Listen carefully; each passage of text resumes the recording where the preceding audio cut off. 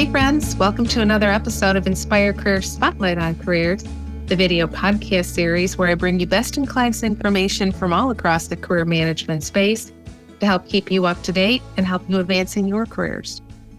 Today, I want to talk about a topic that I get a lot of questions on and people come to me a lot for coaching about, particularly in this 2024 market where the jobs, people are still getting hired, but the cycle seems to be taking longer. Hiring has pulled back a little bit. People are staying at their companies a little bit longer. And so the question comes up, I want to get promoted. I've been putting in good work. I've been showing up every day for 5, 10, how many years it is, and I'm not getting promoted. I'm not getting the call. Well, what is that about? And how can I get promoted? So I'm going to tell you how, and I will tell you how from my perspective of what my experience has been, my experience as an HR director, and my experience as a career coach, what I know works with clients. So let's get into it. So the first thing, people come to me often and say, listen, I love my company, but I've been stale in this job. I don't see any room for advancement. That's what I hear a lot, right? No room for advancement. Well, maybe the advancement is in there and you're just not getting advanced, right? So how can we change that? Listen, if you've hit the top and there's nowhere to go, if the company's laying off, yeah, well, that's a different story. But I'm talking about when there's opportunities and people around you are getting promoted and you're not, well, then there's probably some clues in there and I'm going to help you sort through what those are. Maybe you don't want to leave your company, you just want more. So let me help you get that. So the first thing, one of the reasons that people are not getting promoted is just for lack of visibility. And I don't mean that people don't know you work there, although I would tell you sometimes that's the truth. But what I'm saying is that just visibility, lack of visibility with the right people, the decision makers, with whoever is calling the shots, whether it's your boss, if you want to advance in your own department, or if it is the decision maker in a different department. And that's probably harder, right? Because how often do your paths cross? So sometimes you also have to push that forward. But it's that old saying about it's not what you know, it's who you know. Well, visibility often comes from who you know and being able to influence people because you're on a project, you're doing well, you're making customers happy, you're making sales, you're producing great products, you're finishing stuff online, which helps other people be successful, whatever. So getting visibility, standing up, putting your hand up for opportunities, and making sure that people know that you are there. And listen, ladies, because I know that what you're thinking out there, I don't think you guys are thinking it so much, but you ladies are, well, I don't want to brag about myself. Well, I'm always cautious about that because I don't think people really care. Or how about this? Last time I spoke up, I got shut down. Okay, I get that. I hear it. I understand that completely, and I know it to be true. All of those things. So listen, you have to be able to not take it personally, which is very hard. But to be increasingly visible, you have to become a little bit vulnerable. And that does mean putting yourself out there, asking for projects, asking maybe to be on a project that you're not really even qualified for, or maybe asking for something and it doesn't necessarily come with a price tag attached to it. You're not getting compensated to do something extra, but people are noticing. So that's the important thing. Think about the job that you want. Think about what your goal is. And one of the first steps is how can I get noticed for what I'm currently doing? And then to be able to build on that. The next reason you may not be getting promoted is because of your skill set. And it's not an accusation, but sometimes the jobs that we have don't require us to learn new skills, or we just learn the newest thing that is being forced upon us, but it's not necessarily preparing us for that next level of job. So it's that skills gap for where you are to what you want. And you are going to be the one that has to figure out what that next job that you want is and what you need to get it in terms of your skills. Your employer may or may not want to help you with that. You can talk to HR, you can talk to your manager in an annual performance appraisal, tell them what your career goals are, and maybe they'll help with that. Maybe they'll send you to a seminar, they'll pay for a certification, put you on a project, whatever the case may be. But recognize that they may not because they want you in that role. Maybe they have somebody else that they think they want in that role and they're not really anxious to help you with it. Who knows? Be prepared to foot the bill yourself if necessary, if that's what you really want. But ask for help first, because you never know. Your employer may absolutely help you. Your boss may be a huge advocate for you, but you have to know exactly. You can't say, why am I not getting the job? You have to be prepared to have a discussion about what the new job entails and how you're going to get there. So skills is a huge piece of that. Number 3 is for networking. And what I mean by that, that's a little different than visibility, although they tend to go hand in hand, but meaning talking to people about what's happening and building relationships inside and outside of the organization. And you might be surprised, how many people that are what I call fat and happy in their jobs. And because of that, they stop going to networking events. They stop going to those industry breakfasts, right? They start pulling back a little bit. For some reason, I think a lot of times people think that's only for people that are hustling, people that are trying to get a new job, people that are unemployed. No. So networking, you never know who might hold the key to the next job for you. So you have to talk to people. That doesn't mean you go to an event and have to talk to everybody in the room either. And it doesn't mean that you should be out going to events 5 nights a week and never seeing your family. That's not what I'm saying. But build that into your work schedule. And it could be after hours. So hear me out. I'm not saying necessarily 9 to 5. It just depends. Possibly it's absolutely during the workday. It may not be. But build that in. It's a regular part of your life, is of your professional development. And can we just talk a little bit about LinkedIn here? Because yes, it's important to be going in person. FaceTime is critical. And for everybody that's gotten really used to being home and virtual and, signing in when they want and taking their time, you want that promotion, you've got to get the FaceTime, you've got to network. And when you can, you should be absolutely doing things in person. However, LinkedIn is where so many relationships are happening. And I could share stories about really, truly deep, wonderful relationships that I have developed on LinkedIn. Get on LinkedIn. If you're not on there and you're not using it consistently, you're losing out on an opportunity to meet new people. Use LinkedIn and don't feel that the goal is just to get vanity numbers, getting 10,000 followers. That's all nice, but it's really more productive to have 1,000 connections that you actually develop. And you never know where those relationships will develop. And I'm going to put this plug in too, pay it forward a little bit, that if somebody reaches out to you for a conversation about working at your place, the place that you're currently employed, or wants to know how you got into the job you are, like an informational interview, pay it forward, a little bit of good karma, and help those people too. It's going to help you in the long run to get that promotion. Number 4, not seeking feedback. I have been guilty of this in my day. I have not asked for, can you provide me any feedback? Because I'm embarrassed. I'm afraid that I don't have all the answers. And so I don't want to kind of admit that. Over time, I've gotten much more comfortable saying that I don't know stuff. I've gotten to an age where it just doesn't matter anymore, that I'm not trying to impress anybody with that. And I think early in our careers, we don't want to admit that we don't have all the answers because we're afraid people will hold it against us. And that's not the case. So ask for feedback. And that doesn't mean tell me what to do and then you take every piece of advice you ever hear. But think about who you admire. Think about who you want to emulate in the workplace. Think about who can help you. Put yourself out there, ask questions, and ask for feedback. Say, I appreciate your perspective on this. I'd love your thoughts. How could I have done this better? What would you recommend I do next time? What did I do great this time that you could see me doing more of? You know what? Feedback doesn't always have to be negative, particularly when we're asking for feedback. What did I do very well? What did I do great? What did I do great in those last couple of projects? You can start stringing those along and seeing that thread that holds all of that together. That's really how you can find your zone of genius too, knowing what you do exceptionally well. The next thing, number 5, why people tend not to get promoted, and maybe this is you, is failure to take initiative. And that doesn't mean laziness, although maybe it could. But I don't see that. When I talk to people and they're complaining that they haven't gotten promoted, they're not getting those opportunities, I don't see anybody being lazy. But what I do see is people being reticent, being shy about raising their hand, thinking that they have to wait for people to come to them.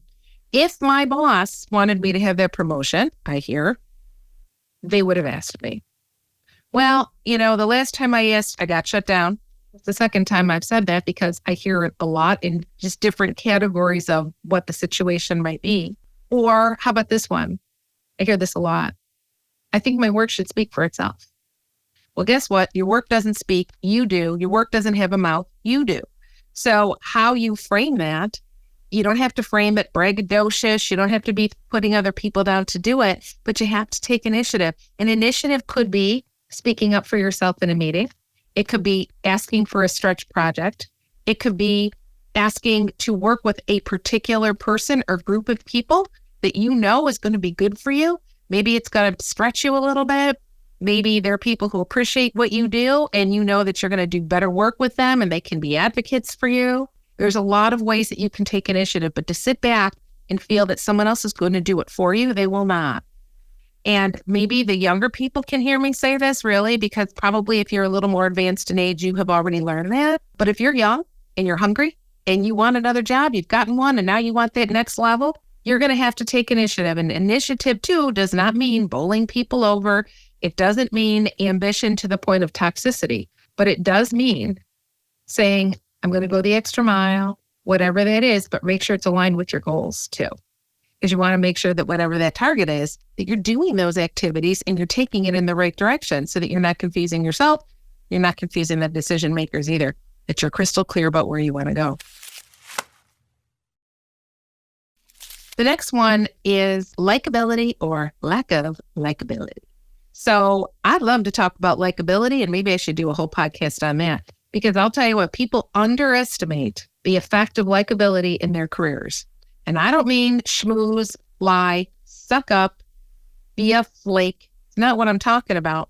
But I will tell you that I have been working a long, long time, and I have seen the effect of people who are likable get the jobs, get the opportunities. When people say we want to hire the best person for that job, oftentimes it's a given that you have to have the skills. But oftentimes companies hire who they like best, who they think is going to get along in their culture best, who they want to face every single day when they walk in the office or they turn on their computer for a meeting.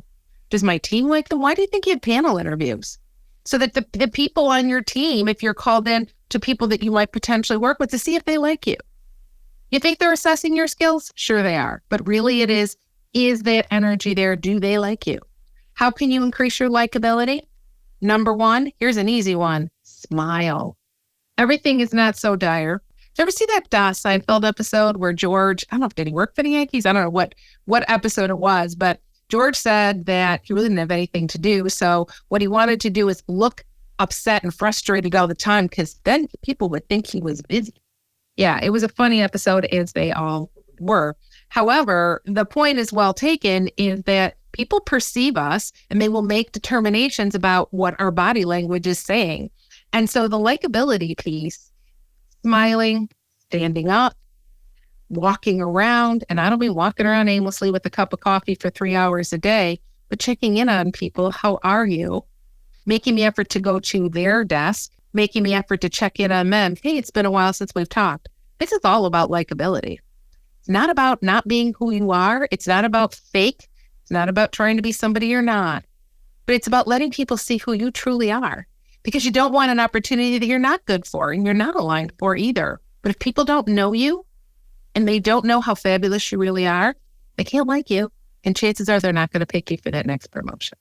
So it's all just pieces of the puzzle, bringing them all together. But think about the likability piece and don't say, well, they like them, it's nepotism. That's not what I'm talking about. I am talking about being the person that puts yourself out there for other people in a sincere way, with boundaries, of course, but letting people really truly see who you are.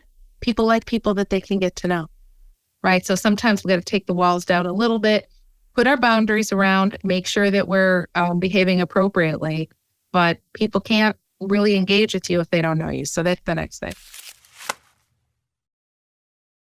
Next thing is lack of goal alignment. I'll see people and I'll say, well, why did you take that job 6 years ago? What was that? Tell me why you left that job and went there. And sometimes they can't even explain it to me, or they're like, well, it seemed like a good idea at the time. I thought this was going to happen, so I did it. And maybe a couple years later, it doesn't help them now where they are, and they kind of have to take a step back, or they have to do something else to bridge the gap that kind of occurred from that action. So what I'm suggesting is think about the goals that you have and think about, everything I'm doing, is it leading forward? So you can be invited to work on a project, but is it really going to be serving you? Are you gaining the skills, the visibility, the relationships that you need for the job that you really want next? Or is it just busy work? Now, sometimes that can be tough because you could say, well, my boss asked me to do it. And I get that. It's not your boss asked you to do it, but it's not necessarily forwarding your goals. How can you make it do that? Is there some way that you can reframe that, talk to your boss about it, not necessarily even refuse the opportunity or the assignment, but how can you use it to forward your goals, to take out what you need from it, to do different work on the project potentially? I don't know, right? Those things you can ask for so that it is still aligned with your goal versus just spending all this time doing something that isn't really forwarding your goal. All right, so those are the things that I see most often that hold people back from getting those promotions. But I'm going to bring it all together, and I'm going to tell you the one thing that I think supersedes all of this, and it is the common thread that walks in between all of it is lack of asking. People can't read our minds. People don't know. Again, our work does not speak for itself. We think it does not. And it's what I call the power of the ask. And I have another podcast coming up called The Power of the Ask. And I like to share the story. Here I am in my home, and I'm getting ready to leave this house. I'm getting ready to move and move on to something else. But the way that I got this house, it was not even for sale. 20 years ago, I wanted to move from a different house that I was in, and I wanted to move in this house. This is a house that my parents bought when they first got married in the 1960s. I grew up here. Then I moved away. Years I was out of the house. Life happened, different things. And I decided eventually, for a lot of different reasons, I wanted to come back and live in this house. The house was not for sale. So back in the day when we had phones on the wall and phone books and nobody had a cell phone, I figured out who lived here. I wrote a letter, snail mailed it to the people that used to live in this house. And I told them if they ever sold their house, I wanted to buy it. There was no email at the time, right? So, or I didn't even know who they were to email them. But so I sent them the letter, and I didn't hear anything. I didn't hear anything for a year. And then I sold my house where I needed to sell it, and I sold right away. I had nowhere to live. So I called up these people and I said, I'm going to try. And I called and I said, hey, this is Kathy. I don't know if you remember me. I sent you a letter last year. And they said, Kathy, you're never going to believe it, but we're looking at the letter right now. We have it out. Come on over. I was out there the next day, made an offer on the house, moved in a couple weeks later, and that was 20 years ago. I have lived with that moment for so long, learning of the power of the ask. Sometimes you just have to ask. I have asked for jobs I wasn't qualified for. I asked for a job as a compensation benefits and HRIS manager 25 years ago at a company that I used to work with. I was not qualified, but it was going through a lot of turmoil. They were downsizing. They were moving to a new location. There was opportunity all over the place, short-term opportunity. And I asked for the job, and my boss, in his wisdom, said, yes, Kathy, you're not qualified, but how much damage can you do? The position will be there for a year. See what you can do with it. And I got the job. And that led to other jobs and other jobs. And now here I am doing this work. So when I talk about the power of the ask, I can do this all day long with you. But I want you to think about, as you're thinking about increasing your visibility and aligning your goals and networking and identifying what you want and asking for feedback and being more likable, at the end of the day, sometimes you just have to ask. And what that means, though, is get your ducks in a row. Make sure that your performance is where it needs to be. Make sure that you have people that can advocate for you or that could speak on your behalf, because sometimes it isn't enough just for you to be able to do it. Make sure that you have laid the foundation, that you've done a great job in this other job, and that maybe you've already talked to some people in the job that you want to have. Listen, every new opportunity is not outside your company. There can be great opportunities for you, and maybe ones that your boss would have never considered for you because they just don't either know you well enough or they're concerned about their career. They want you to be successful, don't get me wrong, but sometimes people don't have the same sense of creativity and curiosity about our careers as we do. So maybe you're going to come out of left field with something and say, I want that job. And people go, what? Who knew? But in the end, it would be perfect for you. So think about when you're doing all of these things and you're laying that foundation and you're getting ready for that next step, it's important to let people know. It's important to ask for what you want. Make sure you're prepared. Make sure you're realistic. Make sure that you're asking in the right way. Demanding, nobody wants to be demanded because that is never going to get you anywhere. And remember, sometimes when you hear the word no, it doesn't mean no forever. It just means no for now. And if you don't want to wait, that's up to you. And that's a different conversation about leaving the company to do something else. And that's okay too. But how do you know if you don't ask? So I'm going to tie this up today, but messages I want you to hear is you have more control in this situation than you probably think you do. Well, I've been passed up for that promotion. Well, nobody asked me. Well, I didn't have the same opportunities they did. That might all be true. But at the end of the day, you drive your career. You can make things happen. You can ask for what you want. And at the end of the day, if you don't like the answer, you can decide what you do next. So we'll leave you with that today. If you have any questions, let me know. And listen, in the meantime, I invite you to subscribe to our channel here, ring the bell so that you are getting more great information as we drop it. And if you like that promotion and you think you need some help, call me. I'll help you. I'll help you learn how to ask. Ask for what you're worth, get what you want. All right, everybody, have a wonderful day. And until we meet again, live inspired.